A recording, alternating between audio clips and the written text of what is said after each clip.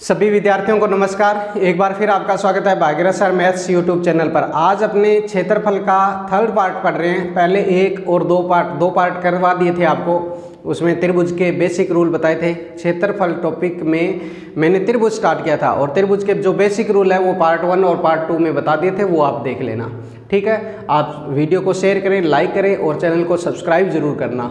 ठीक है, चलिए क्षेत्रफल में अपने त्रिभुज स्टार्ट किया था, तो आज त्रिभुज की बहुत ही इंपॉर्टेंट बात मैं बताने जा रहा हूँ। ABC एक त्रिभुज है। ABC एक त्रिभुज है। B के सामने वाली स्मॉल b भुजा, ये C भुजा और ये A भुजा। आप ध्यान रखना, मान लो आपको कहते कोस A का मान है, यानी कोण ज्ञात करना हो, कोस B या कोस C, तो आप देखिए अगर ये ज्ञात करना है, ये मोस्ट इंपॉर्टेंट है, क्योंकि पहले तो इससे एसएससी में ज़्यादातर क्वेश्चन पूछे जाते थे। आजकल राजस्थान की वैकेंसी है, चाहे कोई भी भर्ती है, उसमें क्षेत्रफल टॉपिक है, तो इससे क्वेश्चन पूछे जाते हैं और ये इंपॉर्टेंट भी है। अगर आपको कोस ए ज्ञात करना है तो ए कोण के पास वाली भुजाएं क्या है, तो आप कहोगे बी और सी, तो आप लिखोगे बी स्क्वायर प्लस सी स्क्वायर। सामने वाली भुजा क्या है ए, तो वो ए स्क्वायर घटा दो और बटे में पास वाली भुजाएं बी सी। समझ गए? जैसे बी कोण ज्ञात करना है तो बी के पास वाली भुजाएं क्या है, ए और सी, तो ये पहले लिख दो ए स्क्वायर सी स्क्वायर, और बी के सामने वाली भुजा स्मॉल बी, बी स्क्वायर, ये माइनस आएगा, सामने वाला माइनस आएगा और बटे में 2ac। ठीक है, सी ज्ञात करना है तो सी के साथ वाली कौन सी है, ए और सी, ए स्क्वायर बी स्क्वायर, सामने वाली क्या है सी स्क्वायर, माइनस सी स्क्वायर कर दो बटे में 2ab। देखो इन तीन फॉर्मूलों से आप एंगल ज्ञात कर सकते हो, एंगल की वैल्यू ज्ञात कर सकते हो। समझ गए? तो ये बहुत इंपॉर्टेंट है और ये आपको ध्यान में रखने हैं। ठीक है, ये सारे मैं थ्योरम करवाने के बाद इससे रिलेटेड अपने क्वेश्चन भी करेंगे। ठीक है, तो ये बात आपको ध्यान रखनी है। चलिए नेक्स्ट, ये बात समझ में आ गई आपको? चलिए अब देखो क्षेत्रफल ज्ञात करते हैं तो त्रिभुज का क्षेत्रफल तीन तरह से हम ज्ञात कर सकते हैं। जब तीनों भुजाएं दी हो, तीनों भुजाएं दी गई हो, अगर तीनों भुजाएं दी गई हो तो आपको पता है हीरोन का फॉर्मूला लगता है रूट एस माइनस ए, एस माइनस बी और एस माइनस सी, ये फॉर्मूला लगता है अगर त्रिभुज की तीनों भुजाएं दी गई है। यहाँ ए बी सी त्रिभुज की भुजाएं हैं और एस का मतलब है अर्ध परिमाप, सेमी पैरामीटर, अर्ध परिमाप। अर्ध परिमाप ज्ञात करना है तो तीनों भुजाओं को जोड़ के 2 का भाग दे दो, तो ये एस आ गया। समझ गए? अब आप कहोगे कि ये फॉर्मूला तो सर विषम बाहु त्रिभुज में लगता है। देखो विषम बाहु त्रिभुज में तो लगता है, बिल्कुल लगता है, गलत नहीं है, ये विषम बाहु त्रिभुज का तो है, लेकिन ये तो समबाहु में भी तो लग सकता है, समद्विबाहु बाहु में भी तो लग सकता है। मान लो विषम बाहु का ये है तो मैं ये कह सकता हूं कि समबाहु हो तो समबाहु में तीनों भुजाएं समान होती है। इसने ये तो नहीं कहा कि तीनों ही अलग अलग होनी चाहिए, इसने तो कहा तीनों भुजाएं दी गई होनी चाहिए, चाहे वो तीनों अलग हो, चाहे वो तीनों सेम हो, चाहे 2 सेम और 1 अलग हो। समझ गए बात आप? अगर मान लो तीनों सेम है तो मैं तीनों जगह लिखूंगा ना एस माइनस ए, एस माइनस ए, एस माइनस ए, तीनों भुजाएं सेम है। आप बताओ इसका वर्गमूल बाहर आ गया क्या, एस माइनस ए, और अंदर रहेगा ये वाला एस और ये फैक्टर एस माइनस ए, ये अंदर रह गया। अब ये फॉर्मूला किसका बन गया, समबाहु त्रिभुज का बन गया। विषम बाहु त्रिभुज में तो ये फॉर्मूला लगता ही है, इससे आप विषम बाहु त्रिभुज का क्षेत्रफल ज्ञात कर सकते हो। ये समबाहु त्रिभुज में लगेगा और ये क्वेश्चन सीटेट के एग्जाम में आया हुआ क्वेश्चन है, क्योंकि समबाहु त्रिभुज का आपके दिमाग में है कि समबाहु त्रिभुज का तो सर √3/4 भुजा स्क्वायर होता है, तो सही है, √3/4 भुजा स्क्वायर होता है, इससे भी √3/4 भुजा स्क्वायर आप बना सकते हो। देखो अगर समबाहु त्रिभुज है तो समबाहु त्रिभुज के लिए एस क्या होगा, एस का मतलब परिमाप बटे 2, समबाहु त्रिभुज का परिमाप 3a होता है, तो देखो एस की जगह लिख दो 3a/2 माइनस 2, एस की जगह लिख दिया 3a/2, 3a/2 minus a, 2 2a। अब देखो अपने पास यहाँ पे क्या था, a था। आप बताइए इसको हल करोगे 2a 3a में से घटाओगे तो ये a/2 आया, अंदर 3a/2, इसको भी घटाओगे तो ये a/2 आएगा। ठीक है, अब बाहर तो a/2 था, अंदर आप बताओ अंदर क्या हुआ, √3a²/4। आप ये बताइए 3 का तो रूट अंदर रहेगा ही रहेगा। ठीक है, a/2 है, 3 पे रूट नहीं हटेगा, लेकिन √4 का मान क्या होता है 2, और a² का क्या हो जाएगा a, क्योंकि a² है तो उसका तो रूट हट जाएगा। तो ये फॉर्मूला आपका बन गया √3/4 भुजा स्क्वायर, √3/4 भुजा की स्क्वायर। मेरे कहने का मतलब आपको समबाहु त्रिभुज बताऊंगा तब ये बात और डिटेल से मैं सारी बातें बता दूंगा, लेकिन आपको फिलहाल ये बात ध्यान रखनी है कि तीनों भुजाएं दे रखी है, तो ये जो फॉर्मूला है ना s s - a s - b s - c, ये विषमबाहु में भी लगता है और इससे ये समबाहु का बन गया, और यही समद्विबाहु का भी बन जाएगा। समद्विबाहु का बनाना है तो आप देखो, आपको पता है समद्विबाहु का s √s s - a s - a, और एक भुजा अलग हो गई s - b, तो s - a बाहर आ गया और अंदर क्या रहा s s - b, ये समद्विबाहु का बन गया।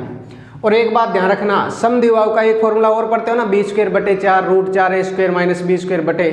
ठीक है, देखो उस फॉर्मूले के बजाय अगर आप ये फॉर्मूला लगाओगे ना समद्विबाहु में, समद्विबाहु का कभी भी क्षेत्रफल ज्ञात करना होना तो इस फॉर्मूले से ही करना, आपकी कैलकुलेशन बहुत जल्दी हल हो जाएगा। क्वेश्चन कैलकुलेशन बहुत मतलब फास्ट होगी, समझ गए? क्योंकि स्टूडेंट को वो मेन बात है कि पुराने तरीकों से ही पढ़ता आता है तो वो उसी प्रकार वही फॉर्मूला लगाता है, उससे कैलकुलेशन भी टफ होती है, कई बार क्वेश्चन भी हल नहीं होता, इतनी कैलकुलेशन टफ होती है क्योंकि वहाँ पे रूट निकालना मुश्किल हो जाता है। लेकिन यहाँ तो पहले से ही कुछ संख्या बाहर आ जाएगी तो आपका क्वेश्चन बहुत आसान होगा। तो समद्विबाहु त्रिभुज का क्षेत्रफल ज्ञात करना हो तो आप ये तरीका अपनाना, ये फॉर्मूला अपनाना।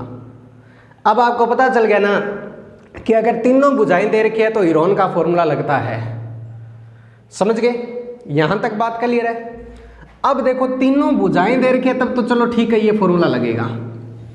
अगर आधार और ऊंचाई दे रखी हो, आधार और ऊंचाई दे रखी हो, आधार व ऊंचाई दी हो, आधार व ऊंचाई दी गई हो, तो फॉर्मूला क्या लगता है, 1/2 आधार गुणा ऊंचाई, 1/2 आधार गुणा ऊंचाई, ये फॉर्मूला लगता है। अब आप कहोगे कि ये फॉर्मूला तो समकोण त्रिभुज का है, समकोण त्रिभुज में जरूर ये फॉर्मूला लगता है, कोई प्रॉब्लम नहीं है, समकोण में लगता है, लेकिन ये न्यून कोण में भी लगेगा, अधिक कोण में भी लगेगा, समबाहु में भी लगेगा, विषमबाहु में लगेगा, लेकिन कब है, जब उसकी आधार व ऊंचाई दे रखी हो। आपको कह दे कि एक समबाहु त्रिभुज के आधार 4 सेमी है और ऊंचाई 10 सेमी है, आपको जरूर थोड़ी है समकोण कहे, वो कह दे एक समबाहु त्रिभुज का आधार आपके पास आधार तो कितना है 10 और ऊंचाई आपको कह दे 5√3 है, समझ गए? आप क्षेत्रफल ज्ञात करो तो 1/2 आधार 10 और ऊंचाई 5√3, 2 से कट गया 5, 25√3 आ जाएगा। समझ गए ना बात? कहने का मतलब वो अगर आपको ये बोल देना कि इस त्रिभुज का आधार ये है ऊंचाई है तो फॉर्मूला यही लगेगा, 1/2 आधार गुणा ऊंचाई। कोई जरूरी नहीं है वो समकोणी हो। अधिक कोण त्रिभुज का भी आपको कहते हैं एक त्रिभुज है, उसका आधार तो है 20, ऊंचाई है 4। अब एक बात तो 1/2 आधार 4 और ऊंचाई 20, 2 से कट गया 5, 5 के कितना हो गया 20। ये बात ध्यान रखना, समझ गए? यहां तक बात क्लियर है आपको? अब नेक्स्ट इससे भी इंपॉर्टेंट बात यह है कि अगर त्रिभुज में 2 भुजाएं रहे उनके बीच का कोण देखो, देखो ये इस प्रकार आपको पढ़ोगे तो कोई समस्या आएगी नहीं। अगर 2 भुजाएं व बीच का कोण दे रखा हो, बीच का कोण दिया हो, बीच का कोण दिया तो फॉर्मूला लगता है 1/2 दोनों भुजाओं का गुणा और साइन थीटा, 1/2 दोनों भुजाओं का गुणा और साइन थीटा। ठीक है, ये फॉर्मूला लगेगा। जब आपको दो भुजाएं दे रखी हो और उनके बीच का कोण दे रखा हो। समझ गए? जैसे देखो आपको कह दे कि एक भुजा 5 है एक 10 है, बीच का कोण 60 डिग्री दे रखा है, इसका क्षेत्रफल ज्ञात करो। तो आप क्या लिखोगे? 1/2 5 गुणा 10 और साइन 60। अब साइन 60 का मान क्या होता है? √3/2। 2 से कट गया 5, 5 5 25, √3 क्या हो जाएगा? 2 हो जाएगा। समझ गए? तो ये बात आपको ध्यान रखनी है। अब कई स्टूडेंट क्या करेंगे, मान लो पटवार की तैयारी कर रहे हैं, रीट लेवल फर्स्ट की तैयारी कर रहे हैं या रीट लेवल साइंस मैथ की तैयारी कर रहे हैं, तो इन तीनों ही एग्जाम में आपको पता है ट्रिग्नोमेट्री नहीं है।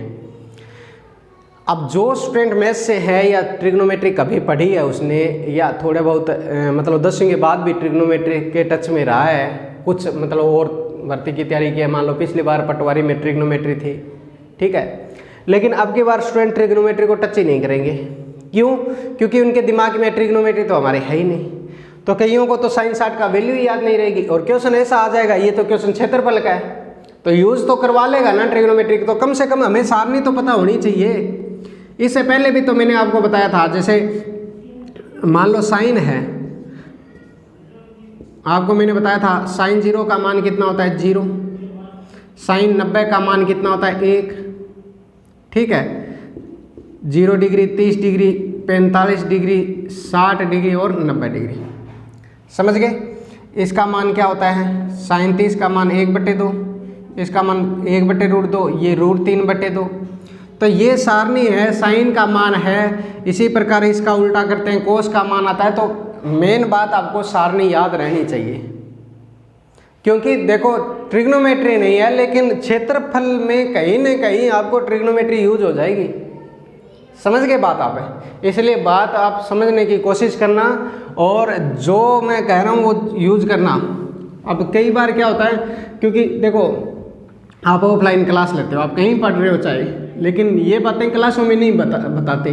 कारण क्योंकि टाइम कम होता है, टाइम कम होता है, कोर्स पूरा करवाना होता है, ठीक है, तो वो सारी बातें क्लासों में बताई नहीं जाती। आप और दूसरी बात बताए तो भी स्टूडेंट ऑब्जेक्शन करते हैं कई बार कि जी ये तो हमारे सिलेबस में नहीं है, तो यहाँ तो सामने कोई स्टूडेंट नहीं है तो ऑब्जेक्शन कर ही नहीं सकते, ठीक है।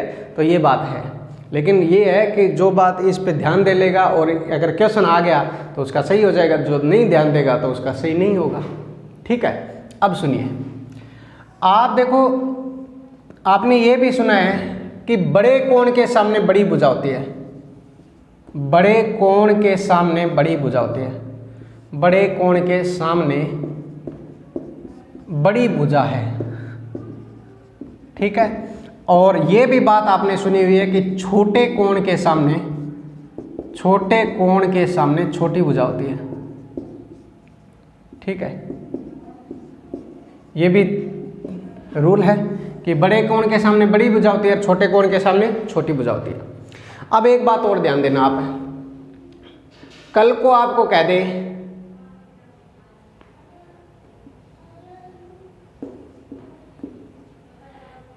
कि कोण ए बड़ा है कोण बी से, बड़ा है कोण सी से, ये बात क्लियर हो गई।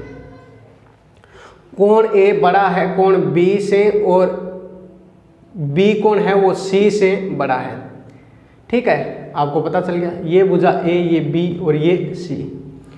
तो कहोगे कि ए कोण बड़ा है तो ए भुजा भी बड़ी है, उससे छोटा कोण बी है तो उससे छोटी भुजा बी है और उससे छोटी भुजा सी है, तो भुजाओं का क्रम यही रहेगा। ये कोण है तो ये आपके पास भुजा आ गई।